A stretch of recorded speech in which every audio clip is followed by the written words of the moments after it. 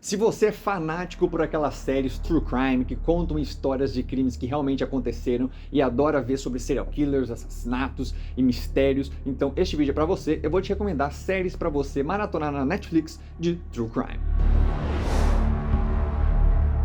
E a primeira série que eu tenho pra recomendar é uma pra quem gosta de mistérios, né? Porque é a Unsolved Mysteries, ou Mistérios Sem Solução, que conta, né, em cada episódio um caso, seja um assassinato, seja um sumiço, seja uma aparição estranha, qualquer tipo de crime ou acontecimento que traga um certo tipo de mistério e não tenha sido resolvido pela polícia ou por quem estava investigando. Então eles trazem algumas vítimas, né, que sobreviveram, ou então parentes, até os policiais que investigaram o caso para revisitar os locais onde isso aconteceram, reencenar certas ocasiões e contar um pouco como é que foi a experiência na época que isso aconteceu e o que foi de fato que aconteceu. Então eles trazem essas reencenações e dramatização para cada um desses casos, o que torna a série bem interessante. Essa é o tipo de série boa para você que gosta de mistérios e gosta de participar dessa parte investigativa e de tentar entender o que aconteceu ali, mas infelizmente não tem respostas. E também, como são episódios independentes, é bom para você jogar ali no aleatório e assistir qualquer um, que também é muito legal, porque você vai conhecer casos, mistérios, assombrações e, enfim, serial killers por aí espalhados nesses episódios. É bem legal e é uma série legal pra assistir pra quem curte True Crime. I think they were probably taken by people who were desperate. I have no memory of the lost time.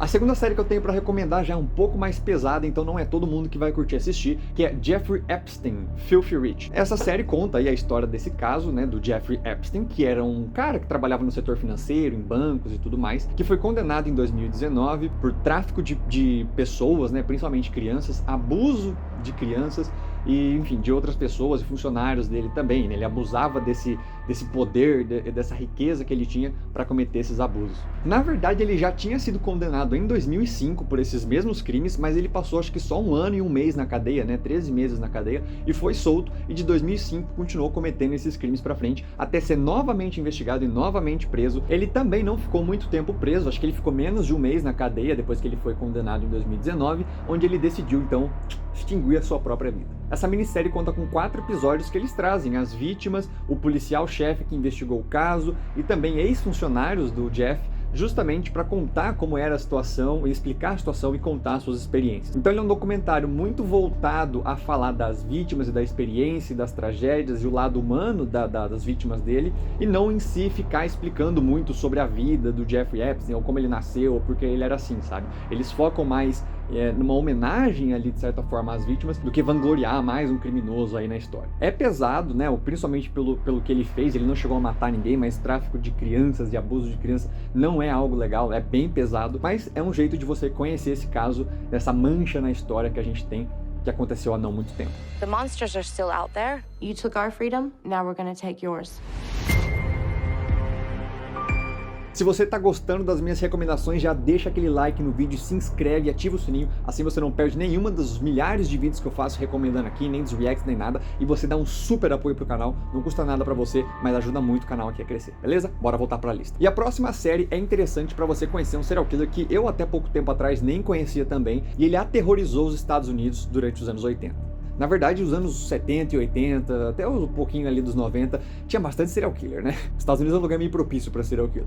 Mas eu estou falando da série Night Stalker, Tortura e Terror, que conta a história do Richard Ramirez, um serial killer que foi um caso peculiar para a polícia, aterrorizou Los Angeles ali durante os anos 80, justamente porque ele não tinha um padrão, né? Geralmente o serial killer tem um padrão, a polícia identifica esse padrão, traça o perfil psicológico para achar mais fácil o assassino. Mas não, ele matava crianças, idosos, adultos, homens, mulheres, de todos os tipos de cabelo, de todas as cores de pele. Ele não tinha um padrão. Ele matava usando faca, usando armas, usando objetos aleatórios, então era muito difícil rastrear esse cara. E como ele cometia esses assassinatos aleatórios, ninguém se sentia a salvo, todo mundo ficava trancando as suas portas a toda hora do dia e ficava com medo de andar na rua. Então ele realmente causou um terror na população na cidade de Los Angeles. Mas essa também é uma série que foca muito nas vítimas sobreviventes, fala muito das vítimas que perderam as suas vidas, traz os policiais, os investigadores que trabalharam no caso e conseguiram prender o Richard Ramirez. Então é uma série que de certa forma homenageia bastante essas pessoas e também não foca em tentar eternizar na história um dos assassinos aí mais violentos e mais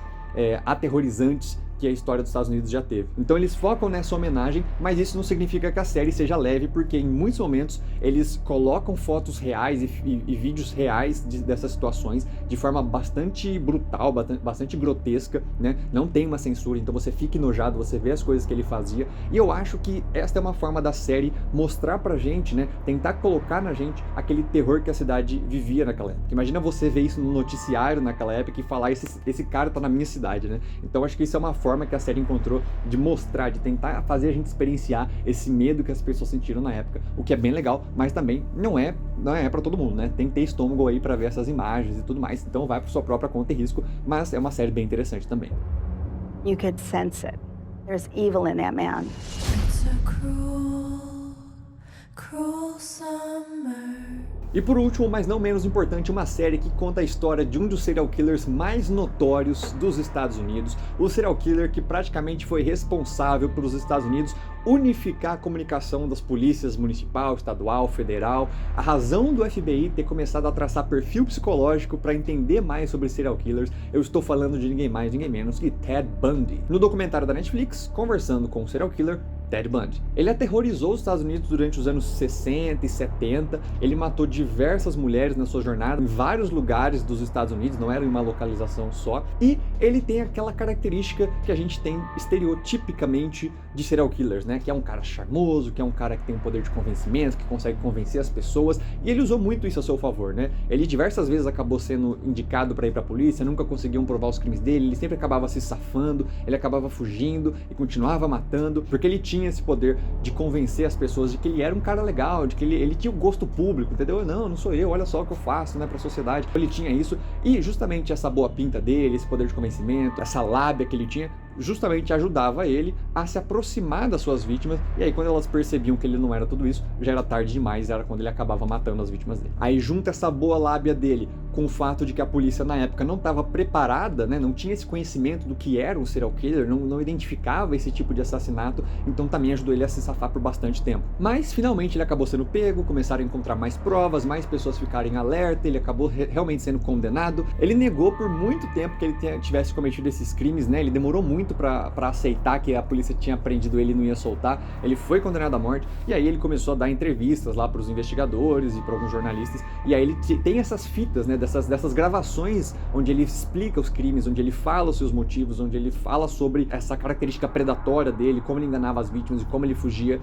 Então a Netflix recuperou essas fitas, são tocadas ao longo do documentário, então quase todo o documentário a gente ouve as vozes dos entrevistadores e do Ted Bundy falando sobre os crimes, enquanto eles colocam fotos, gravações de vídeo, de entrevistas ou de coisas que eles têm de material sobre isso, e também, claro, as vítimas e policiais falando sobre isso. Então é bem interessante, porque realmente a gente entra um pouco na mente conturbada do serial killer, com ele mesmo contando as histórias, com ele mesmo explicando os motivos e as razões do seu crime. Serial killer Theodore Bundy has escaped once again. One of the FBI's most wanted men. You sure you have the right guy?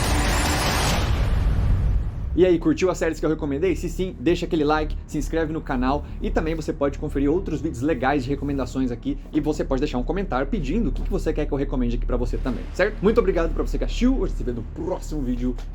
Fui!